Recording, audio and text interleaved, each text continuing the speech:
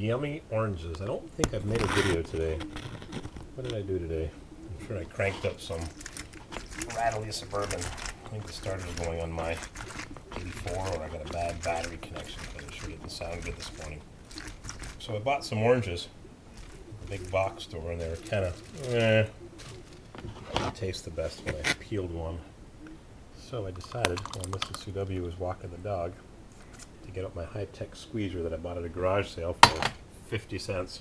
And with a combination of elbow grease for my sore elbows, we raked leaves, put a couple valves on the exterior water outlet at the house on the lake. And the boiler was off yesterday. Went back tonight to do that plumbing that I looked at yesterday, and the boiler was off again. So there's definitely a problem. I don't know what's wrong, but I pressed the reset button and she fired right up. It stumbled for a second after it had been running for a couple minutes. I don't know if the motor's got a bad spot on it. It's not starting in spraying oil, or the transformer's weak. I changed the filter on it a year ago or so. It's only had a couple of tankfuls of oil. So I will go there tomorrow with my pressure gauge, see if the pump has good pressure, my transformer tester, see if the transformer's putting out 10,000 volts. I'll bring an extra, what's it called, secondary control. Mrs. CW will be back from her walk with Mr. Muggs, and she's going to have a big, tall glass of Mountain Dew, Diet Pepsi, NOS, or Monster. It's funny how this orange juice just tastes mediocre. I'm just peeking at the back of the camera to make sure I got the thing angled properly. These oranges were just blah, kind of like potatoes. Yet when you squeeze them and pour them in a big, tall glass, I don't lose control of it. Knock the glass over.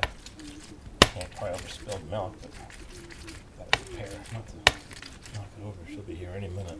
I went to the cell phone place and talked to the clerk, whose grandfather used to own one of the properties that abut our backyard. And we had a discussion of a disagreement that we'd had almost 20 years ago.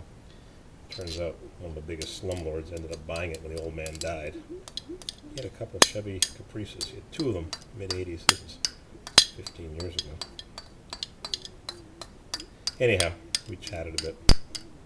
Sort of mended bridges, broken bridges. And then the nephew that inherited the house from the estate ends up selling it to the biggest slumlord that owns the one that burned right next door to us. So ironically, it ends up going from me not getting along with the old man that great because of the nephew selling it to the biggest slumlord.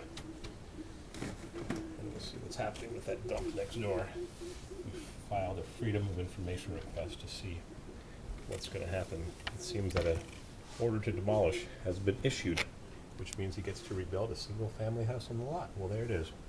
Hopefully Mrs. CW will like a big tall glass of fresh squeezed orange juice, and those can go into the pig's pen.